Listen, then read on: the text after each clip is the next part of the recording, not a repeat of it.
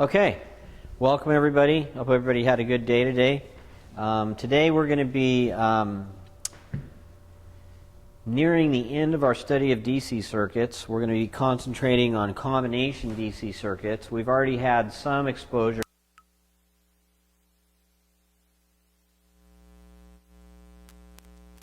and the sound. We've had experience with sound. What we're going to do that's going to be a little bit different tonight with combination circuits is that we're going to apply a procedural approach to solving combination circuits rather than an intuitive approach. Okay? And so what I want to do is first draw the simplest form of a combination circuit. And the simplest form of a combination circuit would be some kind of a electromotive source connected to a resistor, which is then connected to two resistors that are in parallel with each other. So that would be the first of the parallel resistors. This would be the second of the parallel resistors. So if this was the source voltage, and let's just give it a value of 12 volts, and this were resistor 1, this were resistor 2, and this were, fix that, and this were resistor number 3, then that would constitute a combination circuit. Now the reason that it's a combination circuit can be described in a number of different ways, but I think the easiest way to describe it is to take a look at resistor number 1 and ask ourselves the question, is resistor number 1 in series or in parallel with resistor number 2, or is it something else? And the answer to that question is, if we look at the series consideration, clearly resistor 1 cannot be in series with resistor 2, because if there's a current flowing through resistor 1, the current flowing through resistor 2 couldn't possibly be the same, because by Kirchhoff's current law at this node, the two currents coming together have to equal the current coming out through resistor 1. And the definition of a series circuit, as we know, is that the current is the same through all components. So they can't be in series. Nor can they be in parallel.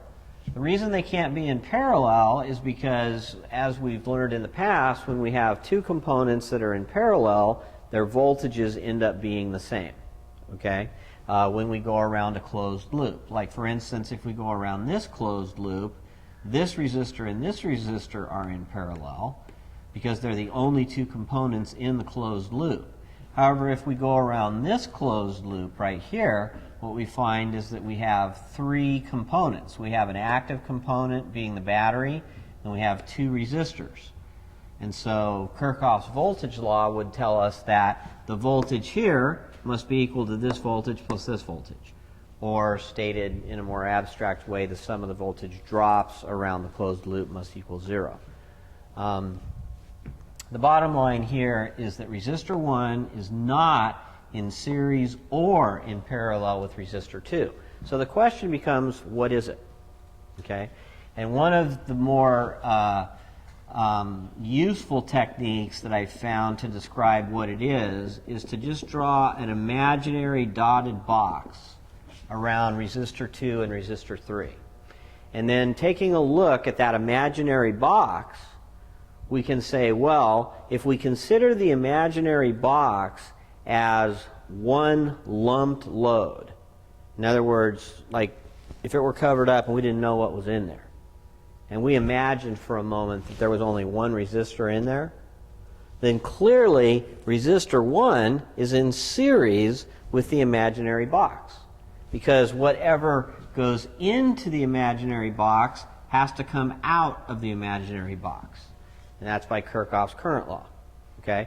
So it turns out that resistor 1 is in series with the parallel combination of resistor 2 and resistor 3. That's the way that you answer that question. If somebody asks you, how is resistor 1 related to resistor 2 in that circuit? Resistor 1 is in series with the parallel combination of resistor 2 and resistor 3. Now, for the purpose of analyzing combination circuits, what we're going to do is we're going to make a circuit that's a little bit more complex, and then we're going to come up with a logical sequential approach to solving the circuit. Okay, so this is going to be our example circuit. Let's say that we're given this following circuit. We have a DC source, and let's say that the source has 120 volts. And this DC source is hooked up to one resistor, another resistor, another resistor here, another resistor here, looping back to the source on the bottom, and then another branch over here, which happens to have 3 resistors in it. So we're going to call this resistor 1, resistor 2, resistor 3, resistor 4, resistor 5, resistor 6, and resistor 7. Now, when we're analyzing a circuit like this, let's say that we were being asked to find the current that was flowing from the source to the rest of the circuit, which would be the total current. Now this approach would also be applicable to anything that we would be asked to solve for this circuit. It could be voltage values, it could be resistance values, it could be voltage drops on the resistors, it could be power dissipations, it could be current flows through the branches. The set of procedures that I'm going to give you will apply to basically anything that you want to solve. But what we'll do for sake of simplicity is we'll just worry about solving for the current that's leaving the battery, okay, when we set up these procedures. First thing that we have to do is we have to give the resistors some ohmic values. So we'll say resistor 1 is 100 ohms, resistor 2 is 50 ohms, resistor 3 is 30 ohms, resistor 4 is 80 ohms, resistor 5 is 20 ohms, resistor 6 is 27 ohms, and resistor 7 is 42 ohms. Okay? Now, what we're going to do is we're going to look at this from the standpoint of what do we address first, what do we address second, what do we address third, and so on, in reducing the circuit so that we can solve it for anything that we might be asked. And it could be in this class or it could be on an aptitude exam. It doesn't really matter. You still do it the same way.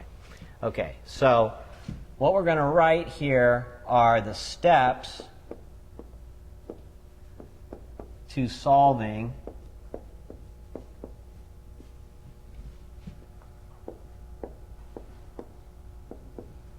a combination circuit. These are the steps. Okay? Step number 1. Step number 1 in solving a combination circuit involves reducing the circuit into its equivalent form. Okay? And so the first step that we're going to do is we are going to identify all of the resistors that are connected in series in branches of the circuit. So if we move back over to the circuit, where are the branches in the circuits? Or in the circuit, rather. This is one branch at the far right. This is another branch in the center. And those are the only 2 branches. So the branches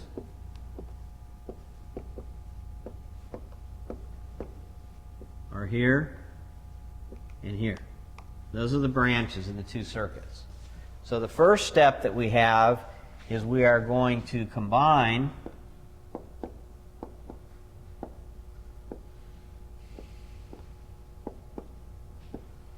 series connected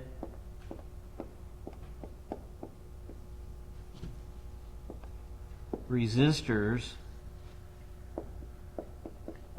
in all branches. Okay? That's our first step. So, we're not actually going to do that yet, but we're going to look at it in terms of what we will be doing. And when we do that, if we come to the furthest branch to the right in this circuit, what do we find? We find three resistors, R7, R6, and R5. We can see that those resistors have a value of 42, 27, and 20 ohms, and they're clearly all in series. Okay? So would it be fair to say that we could substitute those three resistors with one single resistor and wouldn't affect the electrical characteristics of the circuit at all? Right. It would affect the topology of the circuit. It would look different, but it would not react any differently electrically. Okay? So that's our first step. Our first step is to do that. Then we look for another branch.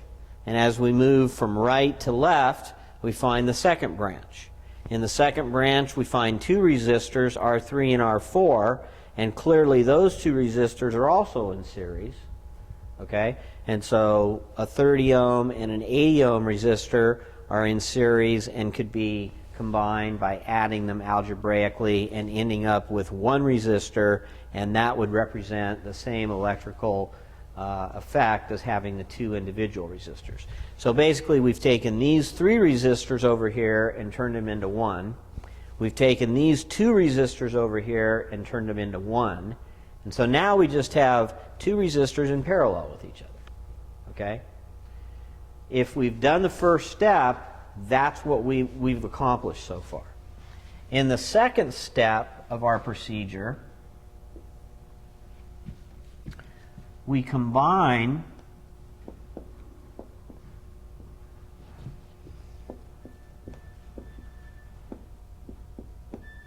parallel connected resistors.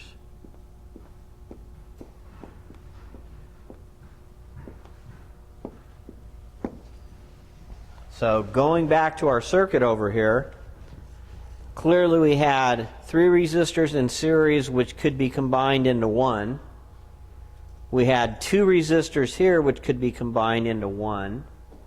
That would leave us with two parallel resistors in these two branches. Those two parallel resistors could be combined into one resistor by using either the product over sum formula or the formula that says resistance total is the inverse of the sum of the inverses, right? And then that would give us one resistor. So in other words, if we went through the two steps that I'd indicated over here, combining the series connected resistors in all branches, and secondarily combining the parallel connected resistors, okay, then we would ultimately end up with one resistor over here. And that one resistor would represent the effect of R3, R4, R5, R6, and R7. Can everybody see that? Okay? And then finally, the third step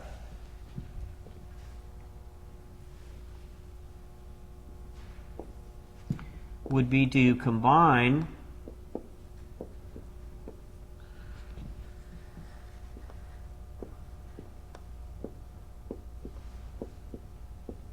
remaining series resistors. Combine remaining series resistors. Okay? So let's go back through it again real quick. Step number one, we take these three resistors and we collapse them into one. We take these two resistors, we collapse them into one.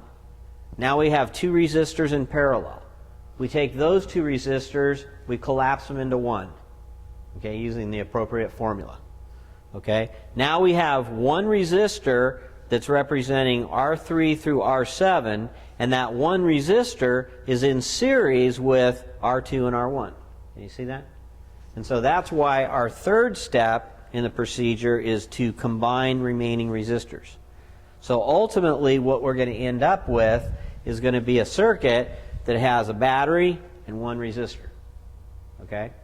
So let's go ahead and do that for this particular circuit. If we were to find the series total of R5 through R7, we could designate that as R5, 6, 7, and that would be equal to the algebraic sum of the resistors. So that'd be 20 ohms plus 27 ohms plus 42 ohms, and that would be equal to how many ohms? That would be equal to 89 ohms. We could then come to our second branch and combine resistors 3 and resistor 4. So resistor 3, 4 would be equal to the algebraic sum of those two resistors. So that would be 30 ohms plus 80 ohms, which would be equal to how many ohms? 110 ohms. Okay? So what we're going to do at this point is we're going to go ahead and erase these resistors, and we're going to substitute them with their equivalent resistance values. So resistor 5, 6, and 7, which were the furthest out, combined into one resistor. Call this R5, 6, 7. And that had a value of 89 ohms. And then in this branch right here, we had combined two series resistors which were labeled 3 and 4. So we'll call this R3, 4, and that had a total value of 110 ohms. Okay? Then in the second step, we combine the parallel connected resistors. Okay? And so the parallel connected resistors would actually be labeled as R3, 4, 5, 6, 7, because effectively we're finding the electrical effect of all of those resistors connected simultaneously, right? And because there's only two resistors, we'll use the product over sum formula, okay? So the product of the two resistors would be 110 ohms multiplied by 89 ohms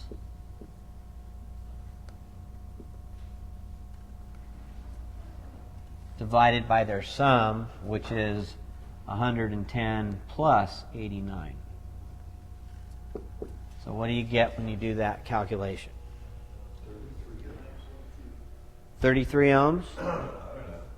Let's see. Oh, I probably added it up wrong. 49.2. Yeah. 49.6? 49.19. Okay, 49.2 is good enough for us. So we'll say 49.2. So if we were to take these two resistors and combine them into one resistor, that one resistor would have a value of 49.2 ohms. So this would be R 3, 4, 5, 6, 7. 3, 4, 5, 6, 7. And again, the reason that we use this labeling technique is so that we make sure that we don't leave any resistors out. Okay? And that value was 49.2. Now, the problem is much simpler when we go back to step 3. Step 3 says combine remaining series resistors. Okay? So as we move back to the circuit, we see now that all we have are series connected resistors. And it's always going to work out that way. If you follow these steps and you do it in that order, it's always going to work out that way. Okay? And so if we combine those resistors, then we're going to have R1, 2, 3, 4, 5, 6, 7, and that's going to be equal to 150 plus 49.2. What's that? 100 plus 50 plus 49.2 ohms. And what is that? 199.2.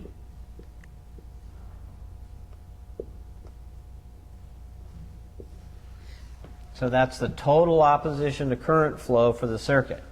So we can then erase all the resistors, or we could draw successively reduced circuits each time. Okay, it's just that we don't have enough board space to do that.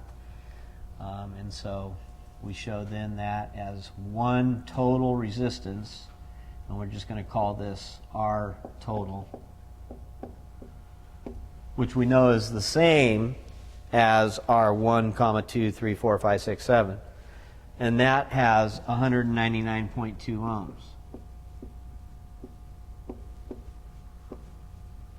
Okay? And so going back to the original question, which was what is the current that's being drawn from the source, then we're simply going to use Ohm's law, right? Because we know that by Ohm's law, current is equal to what? Voltage divided by resistance, or the ratio of voltage to resistance. In our case, it's going to be the source voltage divided by the total resistance. So that's going to be equal to 120 volts divided by 199.2 ohms. And what's that going to be equal to? 0.6 amps, or we could say that is 600 milliamps. Either way, okay? So you can see that we started out with a circuit that looked a lot more complex than what we ended up with. We ended up with a circuit that looked fairly simple because there was only one resistor, one load, okay? We started out with a circuit that had 7 resistors in it. And they were in a combination of series and parallel and combination configurations. Okay? Now, obviously, if the question was calculate the power that's absorbed by resistor number 7, then it wouldn't have been in our best interest to erase the circuit every time we simplified it. We'd want to redraw the circuit each time that we made another calculation, okay? Because it's a lot more difficult to go back and, redraw the circuit if you've already drawn it once and then you draw it in a simplified form, because you can come back to your original circuit and you can, draw in, or you can write in whatever quantity you're looking for, whether it's current, voltage, resistance, or wattage. Okay, in terms of analyzing combination circuits, it really doesn't get any more difficult than that. And I highly recommend that you have these steps written down on your crib sheet.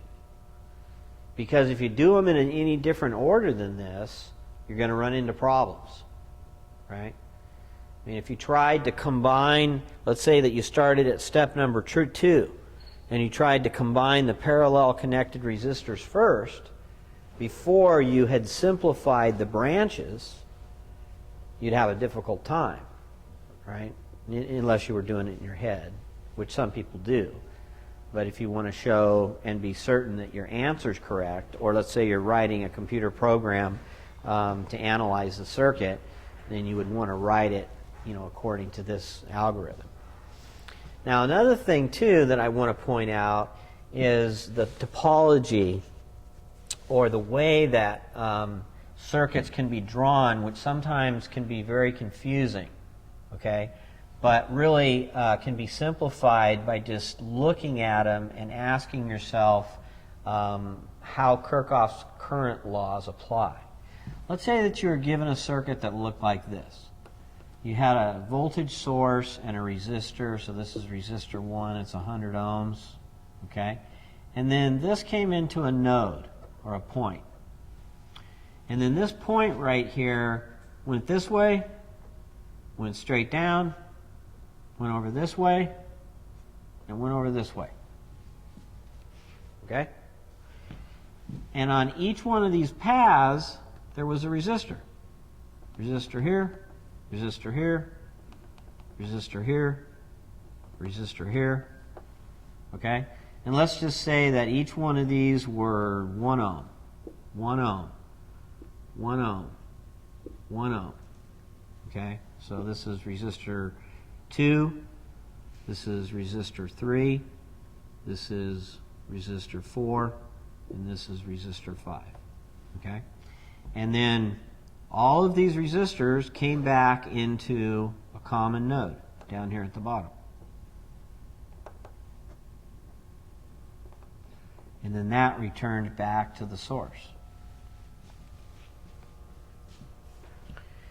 Now, we haven't looked at circuits that are drawn like that because it's not very symmetric. It's kind of curved and it's a little bit sloppy, okay? But when we look at that circuit, what can we say about the relationship between resistors 2, 3, 4, and 5? They're all in parallel, right?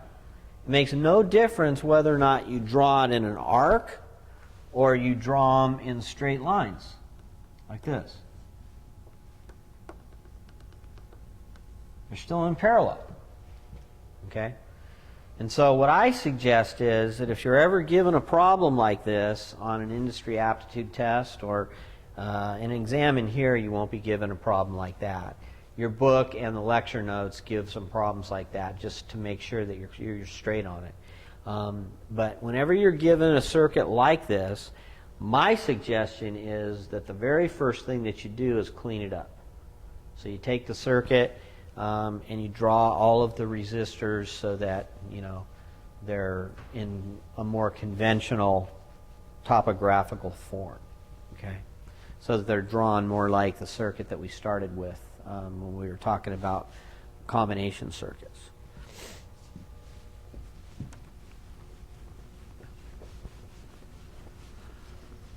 Now,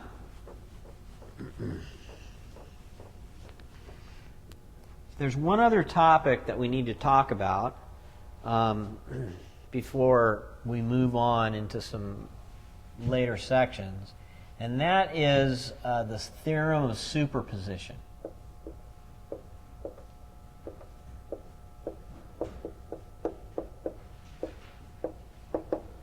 The theorem of superposition.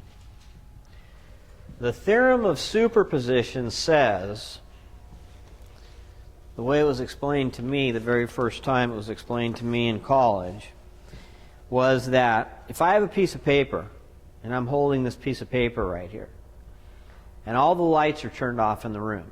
Now the room's pitch dark. There's no light getting through any cracks. Okay.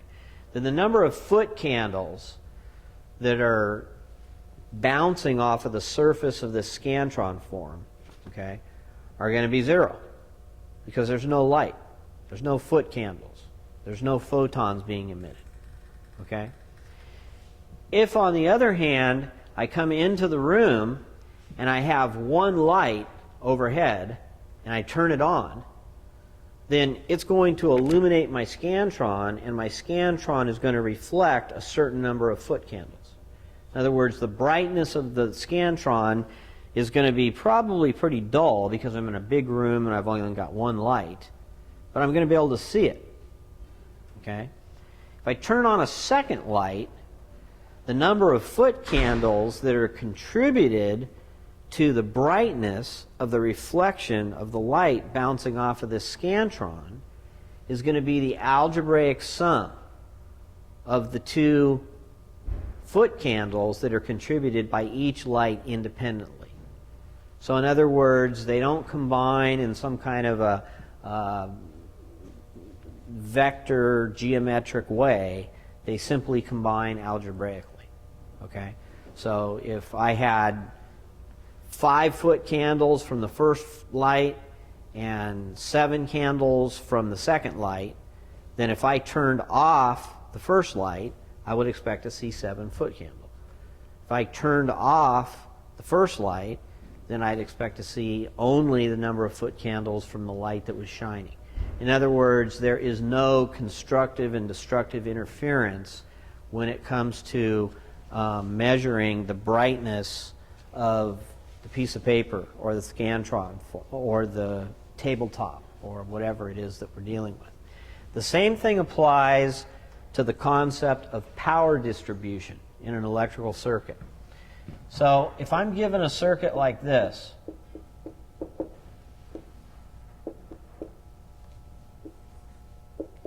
let's say that I have 2 batteries, and both of the batteries are 12 volts DC. And those batteries are connected to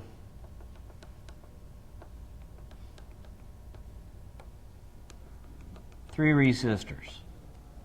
And each of those resistors are in series. So this is resistor 1, this is resistor 2, this is resistor 3.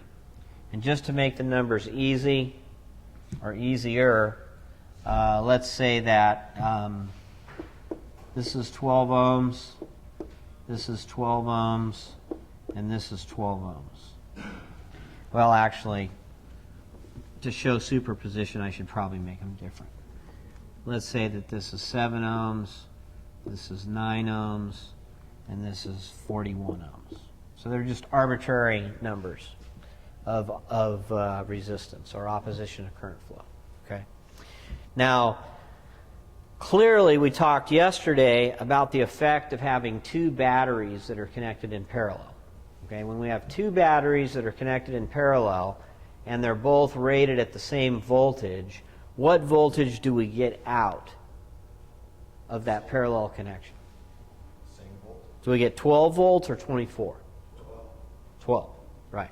Because Kirchhoff's voltage law says that the sum of the voltage drops around the closed loop has to be 0, which means that because of the way these polarities are situated, the voltages are not additive or subtractive. Okay? The only thing that is additive is what? The current sourcing capability of the batteries. In other words, if there's a load that requires a lot of current, like for instance, you got a car in very cold weather and your starter motor, needs an extra boost of current to crank over and start your engine, then instead of having 800 cold cranking amps, by having 2 batteries hooked up in parallel, maybe you'll have 1,500 cold cranking amps for, 3 or 4 seconds. Okay, so these 2 batteries right here have the effect of being able to supply more current, but they have no effect on the voltage that appears downstream. The voltage that appears downstream is unaffected. Okay, so if we were to simplify this circuit, we could simplify this circuit by drawing our 2 batteries, and drawing 1 resistor. And that resistor would be the algebraic sum of these 3.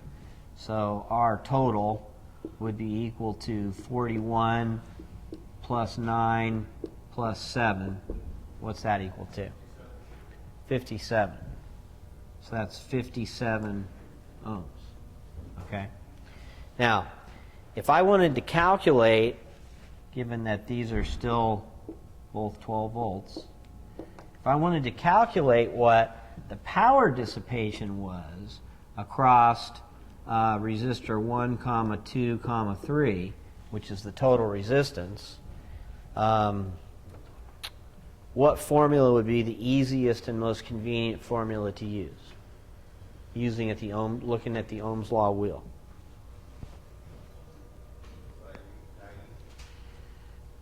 Well, we haven't calculated the current yet. So is there a formula that doesn't, E squared R would be easier probably, yeah, because then we wouldn't have to calculate the current. So if we calculated E squared divided by R total, then that would be equal to 12 volts quantity squared divided by 57 ohms. And what would we come out with? 2.52. So the total power would be equal to 2.52 watts. Okay? Now, if we did calculate the current so that we could come back and calculate the the power distribution in each one of these resistors, what would the current be flowing in that loop right there? We know that these two are in parallel, right? Because this, it'd be fair to say that this forms a closed loop. So if this is 12 volts, this has to be 12 volts, right? So what would be the current flowing through our total resistance? Would the current be equal to the voltage divided by the resistance? 0.21 amps. Right, so that would be 12 volts divided by 57 ohms, which is equal to 0.2? 0.21. 0.21 amps. Okay. Now, since these are equivalent circuits, would it be fair to say that the current here would be 0.21 amps? Okay. So if the current here is 0.21 amps, do I have enough information to calculate the power distribution here, here, and here? Yes. Okay. So let's first do this one. What would the power be absorbed by resistor 3? Let's just do it off to the side. The power on resistor 3 would be equal to 0.21 squared, I squared times R, times 41. What's that equal to?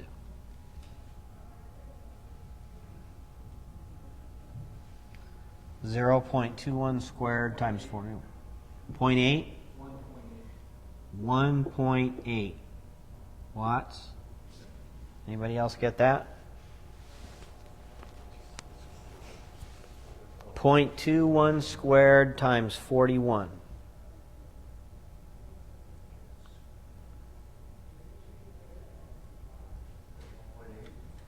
1.8. Okay. And then let's take a look at these two guys. How about the power that's absorbed in resistor 2? That would also be equal to I squared times R, which would be equal to 0.21 quantity squared times the resistance, which is 9 in this case. So what's that equal to? 0.4. That's 0.4 watts. And then finally, the power in resistor 1, that would also be equal to I squared R. So that's going to be 0.21 quantity squared times 7. And what do we get for that? 0.3. Okay? Now, let's take a look at this. Is it true that the total power is equal to the sum of the individual powers absorbed in the resistors? In other words, is the total power that's absorbed by these resistors right here equal to the power in resistor 1 plus the power in resistor 2 plus the power absorbed in resistor 3? Yes. And the answer is yes. I'm getting a little crowded for space there. But if we plug in 0.4, 0.3, and 1.8, what do we get? 2.52. Okay? That is the superposition principle applied to DC circuit analysis. Now, there are some questions where you can't solve the problem without knowing that. Okay? There are some things that don't combine algebraically in the study of electrical engineering. They combine in a linear fashion, or a nonlinear fashion. This is linear. Okay? The addition of power, or the distribution of power, in an electrical circuit is an algebraic phenomenon or a linear phenomenon. Okay? All right, so we've talked about combination circuits and the 3 basic steps to use to simplify any combination circuit, no matter how complex. Any questions on that? And then we've talked about the concept of the superposition principle. Superposition principle just says that the total power that's absorbed by a circuit is equal to the algebraic sum of the individual power distributions throughout the circuit. It's kind of a mouthful, but it's a good word bite for an interview. Excuse me, Mr. Jones, can you describe how the superposition principle applies to DC circuit analysis? Not an uncommon interview question.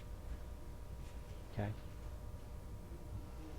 All right, so if there aren't any other questions, oh, okay, sure. I recall in like circuit analysis, the topic of superposition had us deactivating sources. Keeping sources active one at a time and then adding up the results together. Yes. There are definitely times where that's the only way you can solve a circuit.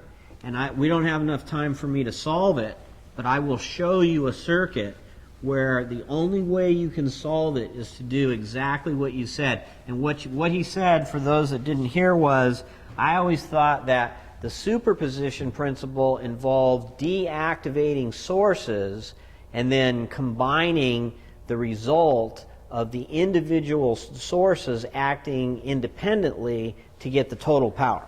Absolutely true. Let's say that you were given a circuit that looked like this.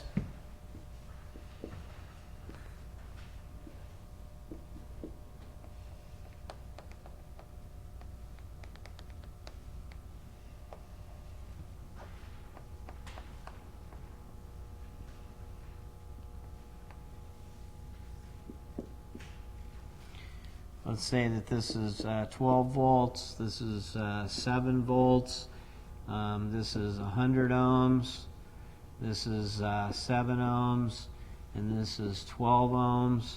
We'll call this guy R1, we'll call this guy R2, we'll call this guy R3, and what we want to know is the current flowing through resistor number 2. The only way you can solve that problem is to do exactly what you said. You have to deactivate one of the sources, considered a short because it's a voltage source, and then solve for the current flowing through that resistor. Store that number, write it down, okay? Redraw the circuit so that this 12-volt source is back in place, and then deactivate this source and replace it with a short because it's a voltage source. And then once you've done that, recalculate the current that's flowing through this resistor as a result of this source acting all by itself. Then you take those two currents and add them together, and that's the current that would be flowing if you built this circuit in the lab. So what you said is absolutely true. But it just depends on the circuit. It depends on the circuit and the complexity of the circuit. Any other questions? Okay? All right. Everybody drive safely and have a good night. If you have anything